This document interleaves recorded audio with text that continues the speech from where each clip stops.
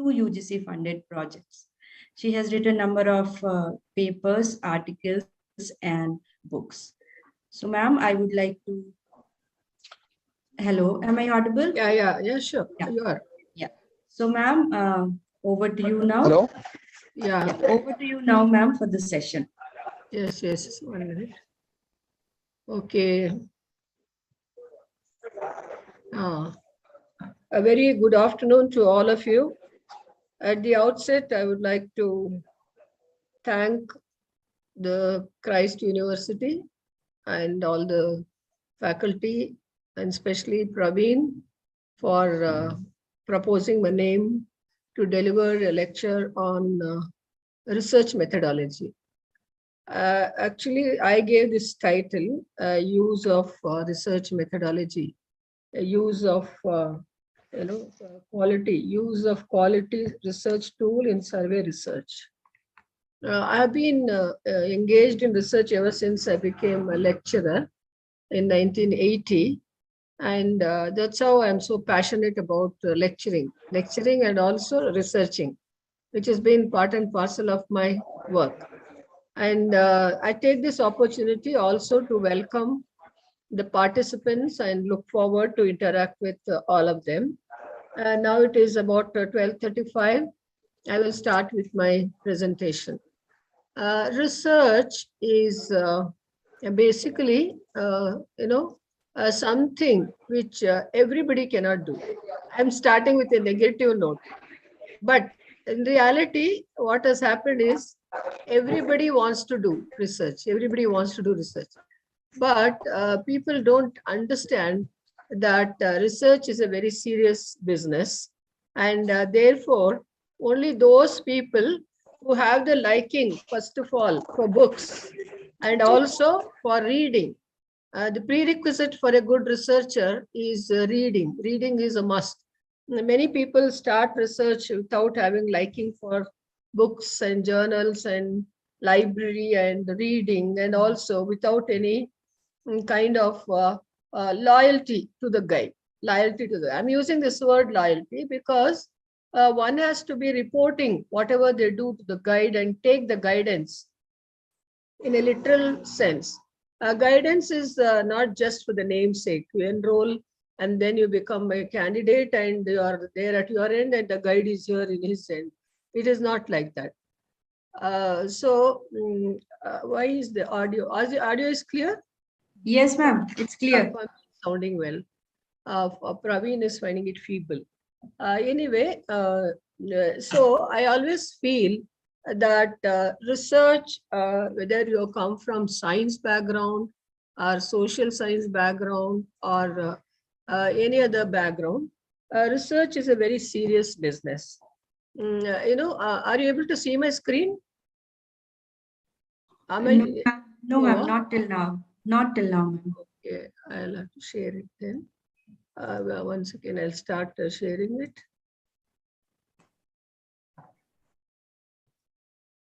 Now? Yes, ma'am. Yeah.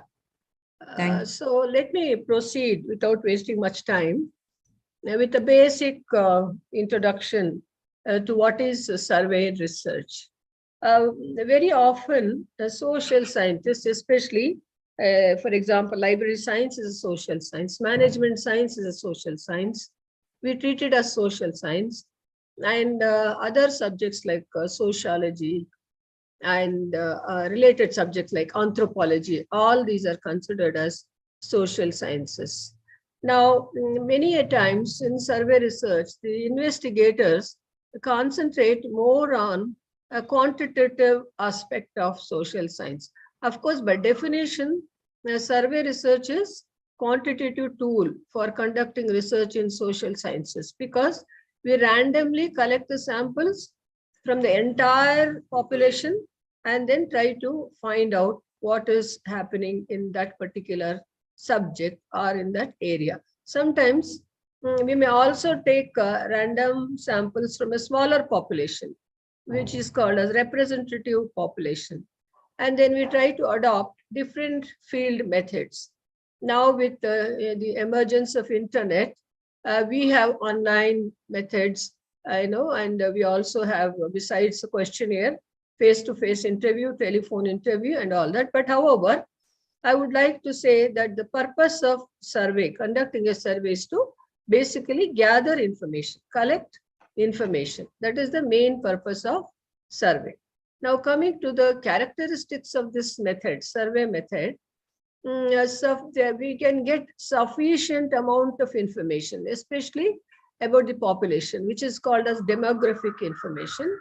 And the investigators conduct focused surveys and with clear questions in mind, and they take part participate with the with the sample very actively, and share their questions. And the other important things of survey method is that questions will always be logical, and questions should be framed in such a manner that they should be very motivating, and they have to be open questions, not which are biased, etc. So survey is also effective provided the investigator is able to thoroughly plan his research work, and he should be thorough in planning the research work. And I would say that starting from a selection of the research problem, selection of the topic, and putting it in syntactical order, the title in a syntactical order, from there up to the end of submitting the report, there has to be thorough planning. It all comes under how do you conduct the research. And the second important thing of a quality survey is the soundness of the sampling. Many, as I have seen many students in my service of 39 to 40 years as a teacher, people don't plan everything in the beginning of the research. The UGC and the university in its rules, Ph.D. rules, gives a brochure, a brochure, which is a small booklet which has everything, all the details. Very rarely people read word by word and adopt it in their research work, and the investigators are always in a hurry and try to register and put the brochure aside. They don't go to read. Brochures are designed in such a beautiful manner, even as to what you can do with your research work is also reflected in the details given in the brochure. For example, a researcher can publish monographs. A researcher can publish books during his research work. He can publish papers also during his research work. Very recently only, that the UGC made it mandatory to make 2 minimum papers of good standard compulsory, mandatory for the research scholars before submitting their thesis. But now the same UGC is trying to undo it and saying now the new director, the new chairman of UGC is made a press statement that submission of 2 papers is not compulsory, it is not mandatory. Maybe it's because people are not publishing in good international journals and they are going for predatory journals, and the quality of the papers is very poor. So therefore they want to stop that kind of propaganda of publishing 2 papers. Now, the most important thing after the collection of reliable data, valid data and adequate data, how you do the analysis. The analysis also has to be of good quality, and it is always followed by interpretation of findings. Analysis is followed by interpretation of findings.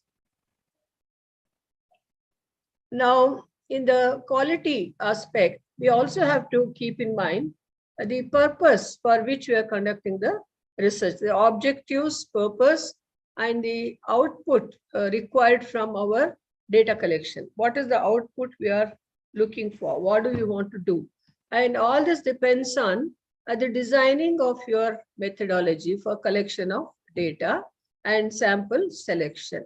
So what we do is we develop procedures of selecting the sample and collecting the data, and developing a sound survey procedure, a step-by-step procedure, and then designing the methodology, and then how to go about designing it and printing it in which format, etc., is very important. But I would suggest that the researchers and investigators must always conduct a pilot test of their questionnaire and the research topic. And my students who did research under me would keep studying for nearly 6 months all the available literature. How do we do the questionnaire? It is not that we are going to design on our own. We have to do literature review, study adequate number of papers, and then see what previous researchers have done and what is available in the field of study.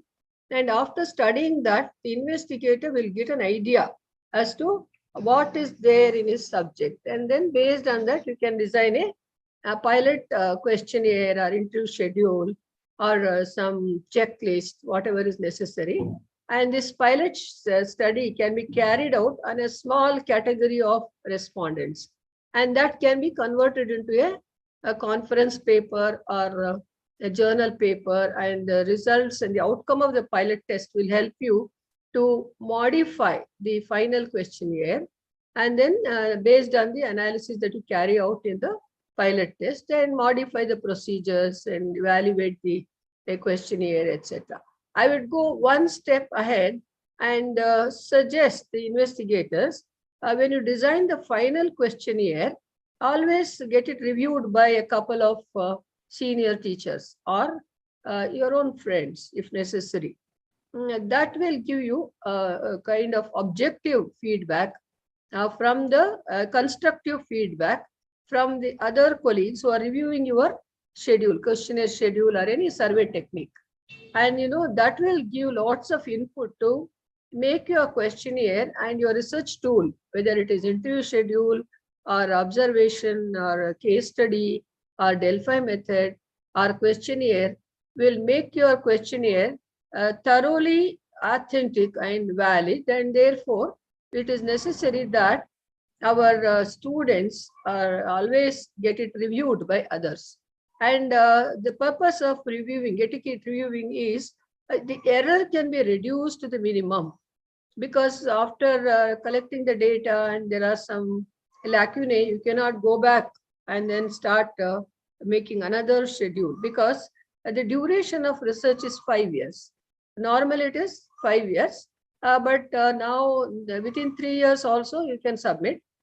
But after 3 years, the subject would have developed and changed so much that new things would have come into the literature. New literature would have been published, and therefore your schedule that you prepare, whether it is interview schedule or questionnaire schedule, would be looking outdated when you go back and try to modify it now at the end of third year. So therefore, from the beginning itself, you should have a forethought and look forward how you can avoid all these errors. Certain percentage of error is always welcome, because nothing can be free from errors. And there is something called research error. Error can be seen. It can be seen, but while constructing the questionnaire, you should see that there is no, as much as possible, there is no error as such.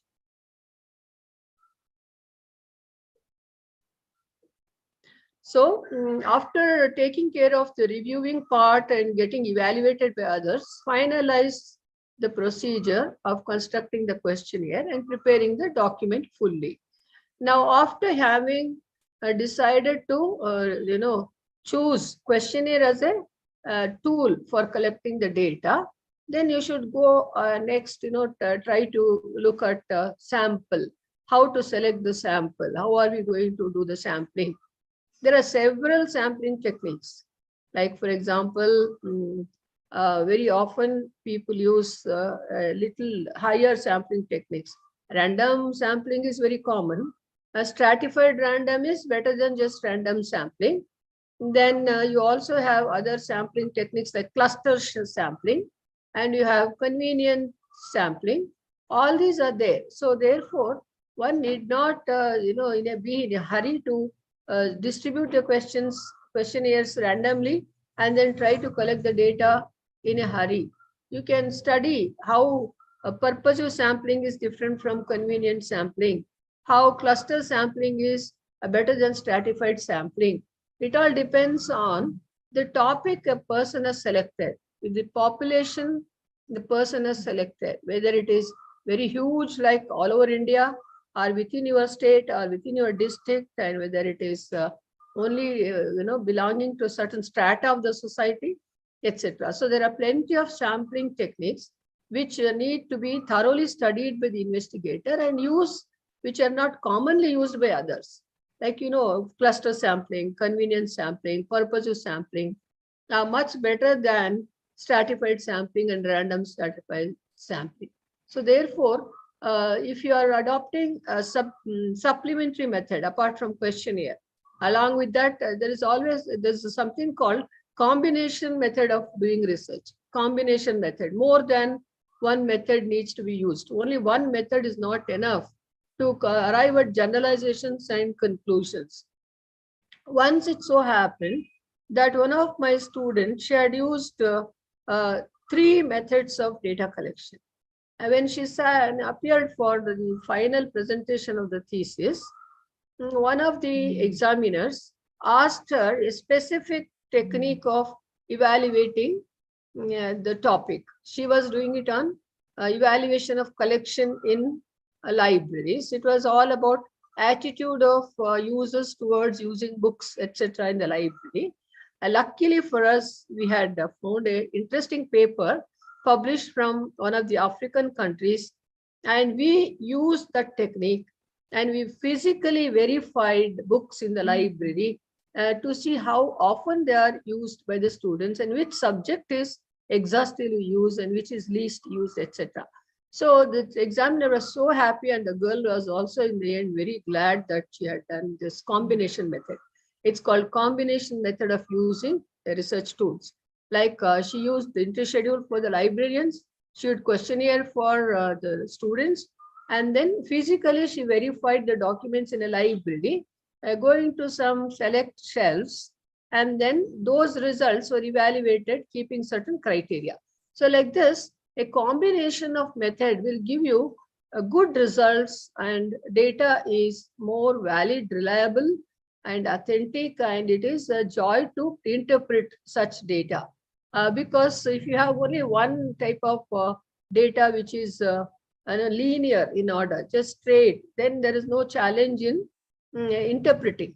Interpretation becomes more interesting when you have a combination of results. So therefore, better to use combination method of research in survey technique in order to enhance the quality of your research thesis or quality of the papers.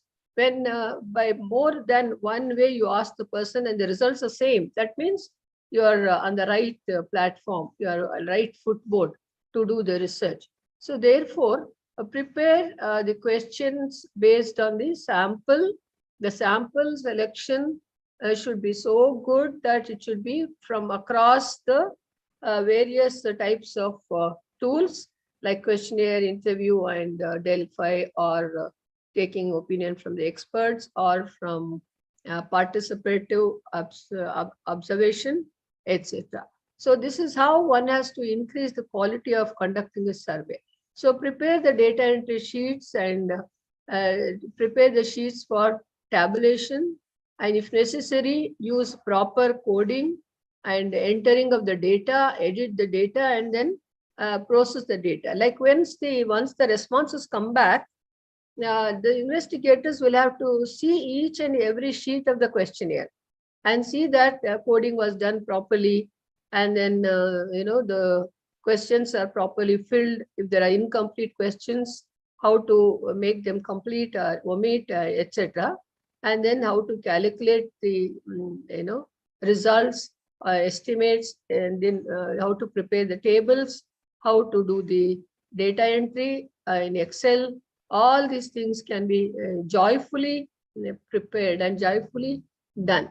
So prepare the report of the survey results and prepare technical reports, evaluate documents considering all these aspects. Then your survey is very of good quality. So while doing the survey, what to do is you are using all these methods and finally collecting the information. The information thus collected must also have another angle to it. Like when you are planning the research, one should have adequate number of research questions. And then these research questions are nothing but hypothesis. And nowadays, people don't call hypothesis, they call research questions. And instead of testing the hypothesis, making statements which are not like questions, nowadays they are not interested in calling them hypothesis, but they call research questions. And these research questions are later converted into hypothesis and tested. So this is how people nowadays, because the research, the amount of research is increasing, many research papers reflect that the method of doing quality research is also enhancing, and it is a good way of conducting research because it gives you room for some kind of a naturality in what you are doing. You are more closer to the reality, and you can make comparisons between different demographic groups and compare the cause and effect of what is happening in research. Now, types of survey. In types of survey, there are mail surveys, telephone interviews, and face-to-face interviews, electronic survey, handout survey, all this. Since these are very often used methods of survey, I don't think that I should explain each and everything. If there is any need, I will get back again to this slide. So now, what are the benefits of conducting surveys with so much of care and so much of detail? And basically, you want to collect a range of broad information. Surveys should yield a broader range of information. Surveys are highly useful and effective, and they can influence your research and produce more information, which is a kind of a socio-economic type, and which can be of versatile nature. And socio-economic data will reflect aspects like attitudes of people, opinions of people, experiences of people, expectations of people, feelings of people, what they consider a particular problem to be. So this is how in survey research you can do attitude research or perception research, or you can investigators can do or test attitude and experiences of people or perception of people. So this will help in this is useful. This attitude studies are useful in socio-economic conditions. So questioning is usually very crisp, fast, and coded, and data is immediate, and data will be very useful. In the later stages, I'll tell you how this data is going to be useful. So the data which you collect by using, to start with, combination method, proper sampling, and proper perception and attitude studies, such data will be highly reliable. Reliable means there will not be too many variations. If the data is dwindling and it is wavering, then you get confused. It is giving you wrong results. For example, once what happened, a lady research scholar was giving a presentation, and she had made a study of how many librarians are there in that universities, etc. And one of the examiners asked her, that librarian is temporary, and he was in charge, and he has left the place, and nobody is there now. So like that, after a long time, in the course of 5 years, things will simply change. Then I had to butt in and protect that girl, saying, okay, certain amount of error will always be there. It is called research error. So nowadays, it is so easy to get back to literature. You open your mobile and you ask what is research error, it will give you a host of papers and references. So like that, you come across this kind of uneasiness in the presentation time. So therefore, data has to be reliable, and there should not be too much of wavering or variability. And survey method draws generalizations with respect to huge population, though it is representative, but we are talking about the whole gamut of population. And the studies show that we are only talking about a problem area by taking representative sample, by taking only a particular group of strata. So collection of data from the respondents through one method, therefore, is not adequate. Therefore, we should use deliberately try to combine more than one method or more than two methods or more than three methods. It is possible to do it. It is very interesting also. We can do the research report strata by strata.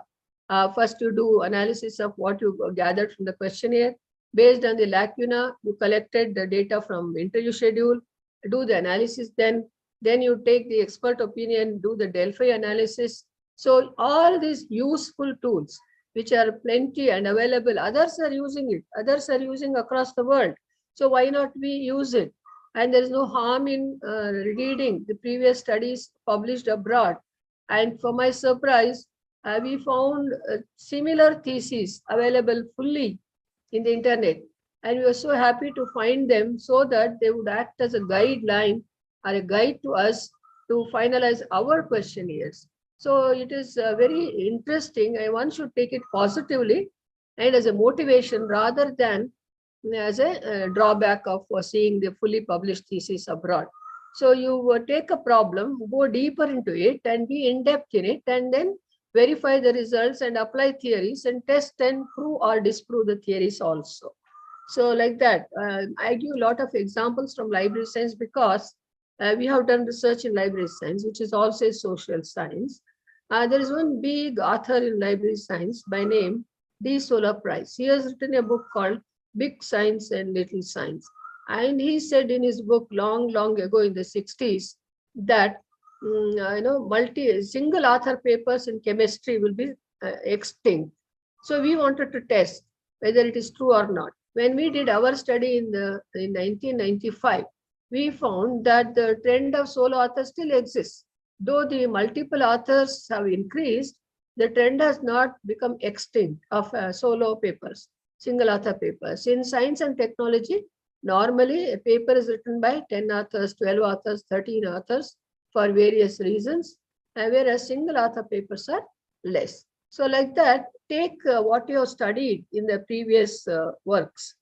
If you take them, take the paragraphs or take the lines quoted by them, and then put it in your research and put it in such a manner as if you are compiling a you are juxtaposing into another, into your, and you're preparing a puzzle kind of. So you can go on taking paragraphs and quotes from others and try to compare it with yourself and disprove it, prove it.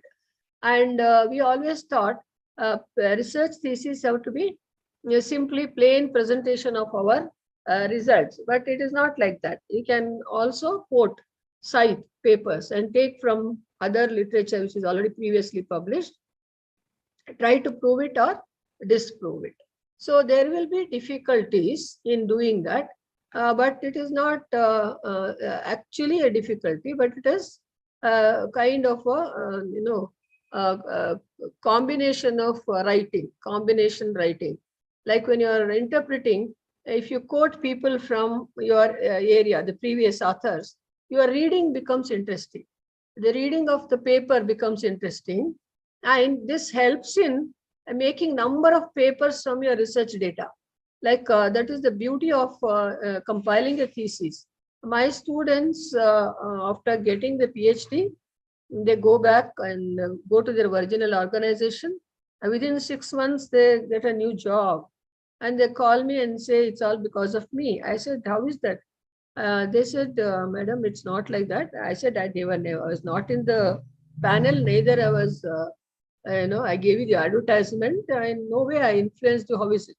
I believe it so happens that when the students go for a new job, they sit in front of a panel of people. The director is there and other members are there.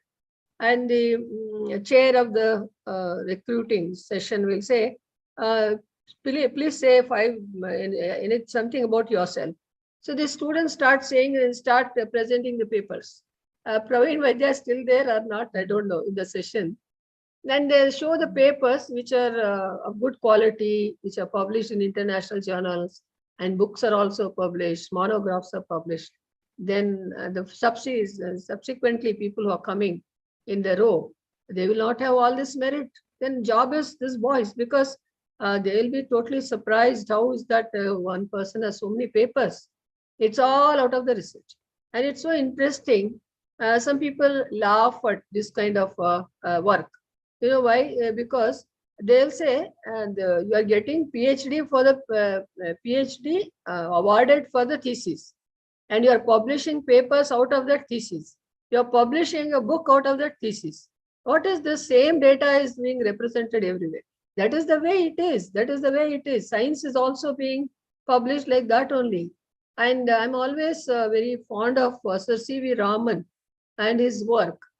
And he used to have such passion for spectroscopy and his field of work. He would be prepared much ahead of time. And those days we did not have internet, so we did not have fast what is it called, speed post service. So what he used to do, I believe, Sir C.V. Raman, whenever he found a new result, he would write down 15 letters by hand and post it to people across the world saying this is his new finding. And he missed the Nobel once because of this delay in informing others. You know, why we publish? Because we want to show everybody that I've done something new. And second reason why we publish is because we want, it's a question of prestige. It's a question of prestige and we are recognized. So recognition, prestige, and informing others about your result, that is the way it is. So then when he missed the first time this Nobel, a second time, he even booked a ticket to go to get the Nobel. Those days, people used to go by ship. There was no airplane. And he was 100% sure this time the Nobel is for him in physics. So like that, I'm so fond of these people like Sir M. Vishwesvaraya and Sir C.V. Raman, because look at the way they dedicated all their life for, writing, producing papers, research, and they left their, passion and job and then went into do this kind of thing. So like Sir M. Vishwesvaraya always used to feel, I believe, oh my God, so much of water is being wasted, and immediately would structure a dam against that river and build dams. And I recently saw a video in Facebook where he is receiving the Bharat Ratna at 100 plus. Imagine, age is not a matter for researchers. Always you are there to do something new and continue your reading, learning. One of the best quality of a human being, first of all, is to keep learning.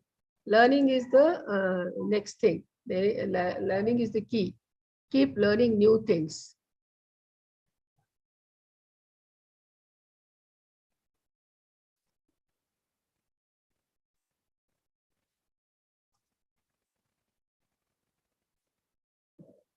Yeah, I was here. So survey method has a lot of advantages, and you can use it fully, adequately, and produce good results. Then you get sometimes get to meet people, you have a talk with them, and errors can be avoided by talking directly to the respondents while collecting the information or while interviewing or doing the research. Now, let me come to what is qualitative research in survey method. This I happened to bump into this kind of a presentation in the YouTube, and a qualitative method in social sciences has many types of techniques of research. Different techniques are, I'll be mentioning it in the coming slides, which are useful in studying the population. Now, qualitative research means, first of all, in social sciences, We are dealing with people, their experiences, their behavior, their motivation, their likes, dislikes, their their perception, etc. So survey research helps to go directly to the field. That's why these techniques are called field methods, like interviews, participative observation. These are all field methods in research. So what you can do in using qualitative research is you can collect quality data through interview, documents, and from focus groups, and then through observation. The characteristics of quality research are you study the real world situation, use inductive approach, and you give in-depth knowledge of a phenomenon and use multiple methods, as I mentioned earlier, combination methods, and the result is always descriptive in nature. Now, advantages of quality research is it is possible to understand the attitudes of people. Main thing is that it saves time, money, and you are open-ended in nature, and it results in detailed form, and it is flexible. It is flexible. Quality research is flexible. The drawback is that we are less statistics dependent. We don't use too many high standard statistical techniques, and sometimes it is time consuming, and sometimes it is rigid, and it creates difficulty in collecting the data when the population is too large, and they may find it difficult. And if the population is very large, when people are doing big projects, they will have to employ other people, and then it becomes labor intensive. Those are the drawbacks. So types of qualitative research methods are case study method, ethnomethodology method, narrative research, and phenomenological research. I will take one or two from this as example. Now let me take ethnomethodology research because it is new. I came across only now. I have not used it, but I liked it because it is very close to fields like sociology and anthropology. Here, the researcher involves himself or herself in daily life and routine of a subject, and they are active participants, active observers, and researchers take part in the traditional way of living of people. Traditional way of living of people are customs or mannerisms, etc. For example, if you are taking a group of population as anthropological group, like tribals or some geographic specific people, like in Karnataka, we have a place called Coorg. They have a special tradition, special customs. So ethnology, ethno means people, and the study of these people and their way of living, customs, etc. is a new method, and it is qualitative in nature. And here also you can follow the same research method process, which is called in scientific research, we call it as the steps in carrying out research. For example, in ethnomethodology also, first step is formulate the problem, select a research setting because it is situation dependent, geographic dependent, and it may be a terrain or a mountain or a far-reaching area, etc., etc. And you have to gain access, then presenting oneself in front of the ethnological group, gathering and recording information. These are the steps of ethnological research, especially when you're dealing with anthropological type of research. And the second method which I like most is the phenomenological research. And this phenomenological research is kind of a new way of conducting research on people and in the field of sociology, etc. And then here also we are dealing with the experiences of human life, and we are focusing on mainly dealing with how to do the research questions and what are the likes and dislikes of people. So,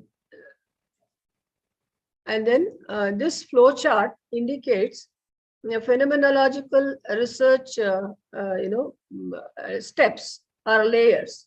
First is bracketing, intuiting, analyzing, and describing the research. And it's very interesting because you will have to go to the field. You have to go to the mountains or remote areas or tribals who are living in far off places, and you'll have to deal with them and be very close to them and try to collect the data, talk to them, etc. Now coming back specifically to questionnaire method again, it has to be, the questions design should be written in such a manner that they have to be logical and very sharp, easily understandable. And questionnaire method is basically a tool of primary data collection. Here, you don't have a document or any book which will give you information. You're directly going to the field and trying to collect the information. Now, basic rules for constructing and designing the questionnaires is that we normally, if you are doing a research survey in a local setting, we design the questionnaire in the local language so that people can easily read and give you the proper feedback. I suppose you're doing it in an alien language like English, then you will have to be careful about the spelling, grammar, punctuation. Even in other translation also, you have to be very careful and translate from English to, say, for example, Kannada or other Hindi, etc. And always see that at least you give maximum of 4 options for every question. Let the question be properly spaced, and there is adequate space for the subjects to enter the answers, and different opinions can be collected, and questions can be open-ended, and positive statements must be made. I always try to avoid negative statements and double negative statements. Do not make assumptions about the respondents. Don't assume that you are going to be getting all the information as you desire, and use a clear and comprehensible wording which is easily understandable for all the participants who are taking part in the survey. And let the flow of questions be logical. Logical meaning general to specific. You start from general to general questions and come to the specific. From least sensitive to the most sensitive. Start from factual and behavioral questions to attitude and opinion questions. Start from unaided to aided questions, and then start from screening questions, initial stage screening to rapport building questions. And second stage, you ask all the product specific questions. Suppose you're doing consumer analysis.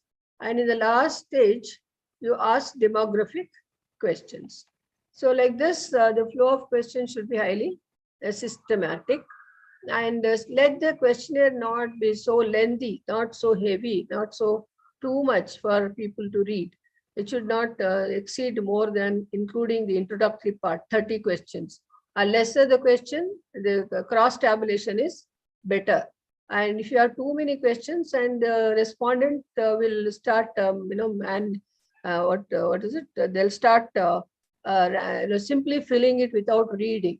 So therefore, reading is important. So different kinds of questions are open format questions, closed format questions, leading questions, importance questions, and Likert questions. And I would like to talk about Likert questions here. Likert scale is a technique used in rating the questions from simple to stronger, or stronger to weaker, like that. So you start saying, things like, for example, successful. So suppose you want to measure the success of phenomenon. Very successful, successful, unsuccessful, very unsuccessful, and uncertain. And the rating is like 5, 4, 3, 2, 1. We don't call in Likert scale rating, but we give this weight. Weight is 5, 4, 3, 2, 1. And for the excellent excellent option, we give 5. And then the next 4, 3, 2, 1, like that. These Likert questions are usually taken for assessing the perception, behavior, and feelings and experiences of people, because it helps you to collect the data which is highly valid, credible, authentic, and unique in nature. And people find it usually people find it easy to make a ring of the rating that you make, the weight that you assign. And sometimes you can also ask questions like very active, active, moderately active, not active at all. Like, for example, in the Likert scale, most often we use the statement like strongly agree, agree, undecided, disagree, strongly disagree. So here, in the previous examples, I made a reference saying Likert, but in Likert, all questions will be only with strongly agree, disagree, like that.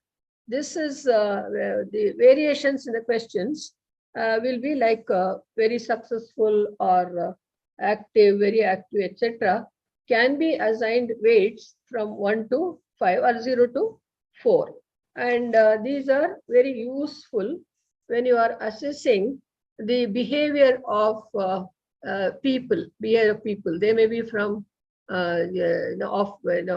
from consumer group or from library group, etc. But it's easy to collect the data and also to do the analysis and the table.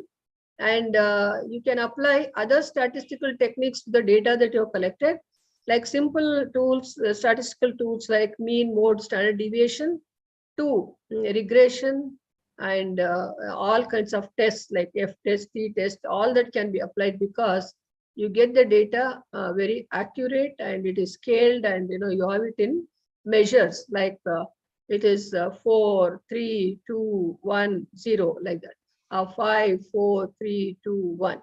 So Likert scale, using Likert scale questions, weighted technique, 5-point scale technique is always advisable. And nowadays many people do this. Nobody goes for open-ended questions like dichotomy questions like yes or no. Yes or no are of no use at all. And they are only useful for collecting demographic information, some part of the demographic information. And other type of questions are dichotomous questions, which have two options, yes or no. Bipolar questions are from weaker to the strengthier. You can design the question in such a way that you have the option 1 to 7 or 1 to 9. The weak one is starting from 1, and the last one is ending with 9. They're just the opposite words which are used, weak to stronger. So they're called bipolar questions. Rating scale questions, where you have to assign a weight like 0 to 4 or 1 to 5, and then the buying propensity questions. Buying propensity question is, here, while designing a question, you are keeping in mind the future of the data, the future of the data. So they're called propensity. The propensity means the futuristic questions.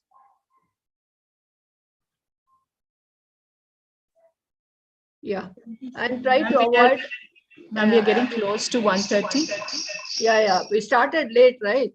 Yeah. Embarrassing questions, 5 positive minutes. questions, negative connotations, hypothetical questions. I've got another 5-6 slides. Yeah. And then, each question must have a valid and reliable measure. Questions must clearly communicate, and the logical flow should be taken care, and there should be utmost clarity so that the respondents are able to understand the questions sufficiently. And then the goal is basically to collect valid, reliable, and unbiased discriminating information.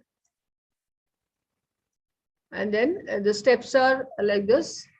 You take, starting from the primary, secondary, etc., and then review it, which I've told you earlier, and draft it and test it, and then assemble and do the final questionnaire. And modes of sending is through these modes like mail, personal delivery, etc. And then You can go for today, the quality of the questionnaires can be enhanced, provided you are using other tools like web-based questions. Web-based questions are very useful, online electronic questions, and then collecting data is very easy through web-based questionnaire, and you can explore the possibilities of how to design using different tools, and then send these questions to the audience through mail or SMS or WhatsApp or other apps if you're designed, and through blog and so on. So these are the 39 slides which I had, and I have tried to make a point on how quality research and how this face-to-face interviews or making an exhaustive questionnaire will help in enhancing the quality of the research. So I just, with these brief remarks, I conclude here, and thank you all of you once again. Thank you, ma'am. Thank you for explaining everything meticulously. I would now invite Professor Mohit for vote of thanks. And actually, I have one question. Can I go ahead? Yes, yes, because see, wait, yeah. I can see in the chat box there are no questions, so you can go ahead. Okay, Yeah. so ma'am, this is Danish here from School of Business and Management, MB department. Ma'am, actually, I am conducting a research. Right now, I am in data collection stage. So what I am doing there is, I am the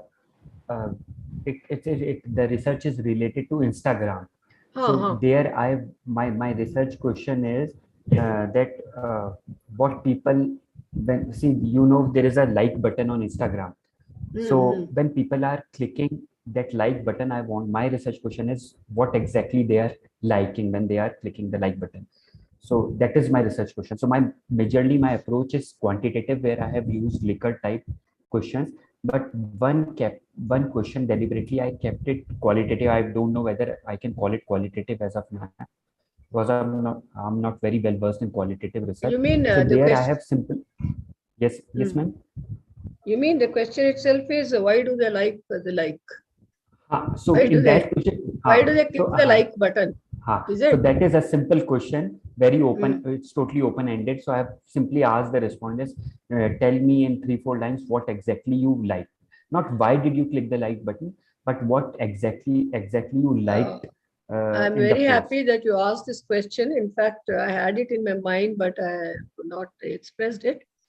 Now, see, when you give an open-ended question like this, why do you like the like? Why do you like Instagram? Why do you click on the like button in Instagram? Suppose, say, if it is research, I'm sure you'll have responses not less than 100. Yeah. So 100 people will say 100 opinions. Yes. I advise you not to give a question like that, but give at least 4 to 5 options below that. Why do you like? Because I'm fond of, say, Hrithik Roshan. I'm fond of Shah Rukh Khan. That's why I like Instagram. I like Alia Bhatt, so I'm liking it. So you have to give, depending on the topic that you're taken in Instagram, what is it that you are studying? So ma'am, actually what I've done is I have shown them a post, which is a real-time post on Instagram of a celebrity. And there I have used Likert type questions for majorly in my questionnaire, but one open-ended question I have kept. And I have simply asked them. I would still say to you, because it's a very popular social media tool, and people, especially if you are talking about celebrity, they'll often visit Instagram. But if your population size is in hundreds, you will have different 100 opinions coming up, because it's a freely they're writing. They'll write 100 things, which is difficult for you to analyze. So end of the day, after collecting the information, you're just going to leave it, because you'll not include it in the table. You'll not draw any conclusions about it. So I would like you to study some papers relating to Instagram as a social tool. It will be available in the internet. You just write, why do people like Instagram or click the like button in Instagram? You write it in Google. Hundreds of papers will come up, but I would advise you to have minimum 5 options and rate them using Likert scale or scale. That I have already done, ma'am.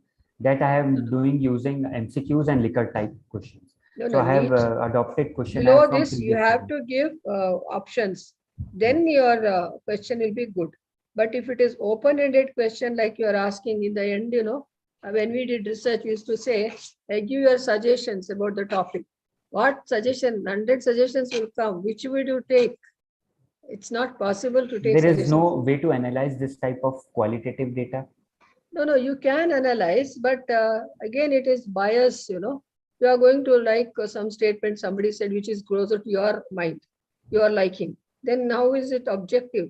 Research is basically universal, objective, and it has to vibe with the general people reality. And if it is simply somebody is writing something, then I don't think that it is of any use to you as a researcher and to publish it as a paper and to write a paragraph about that question. Then why do you want to waste your time? Cut it. So then maybe I'll go with only analyzing the liquor type questions. No, not really. Here you can find some other methods, like I told you, expression from least sensitive to most sensitive. Options you can give. If you go to scaling technique, there is a method where you put the scales on the lateral manner. 1, 2, 3, 4, 5, 6, and opposites. I like it because it is bad. I dislike because it is bad. I like it because it is good. Two extremes. It is called bipolar. Use that. Then it will be interesting for you. Because it is bad, because it is good. Why you are liking? When you say why you are liking, do not like also is there inside it. When that I have already used, ma'am. I have used those bipolar opposite adjective scales. This kind of 1 to 9 scaling you used? Yeah, that is already there in my questionnaire. Apart from that, only one question I had that was open-ended. Anyway, this is my opinion. It is up to you, because I would not waste my time on taking different opinions and making nothing out of it. It will not be effective, according to me. Thank you. Okay. Thanks a lot. Yeah. Any other question? Yeah, welcome.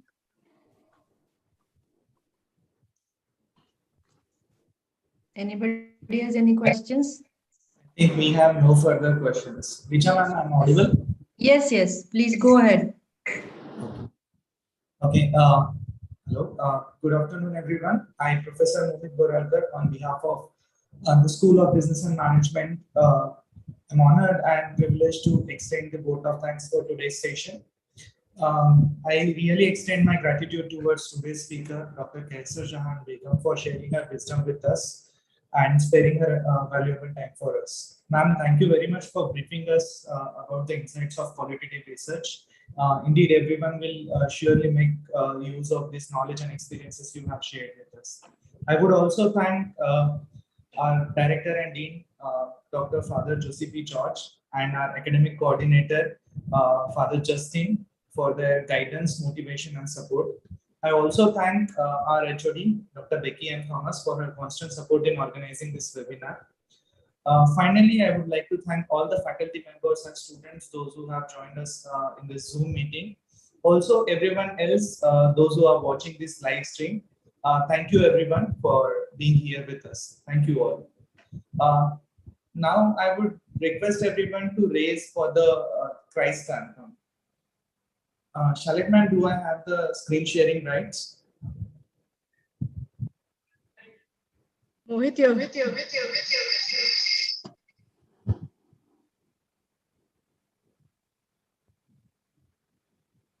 you have sharing rights, Mohit.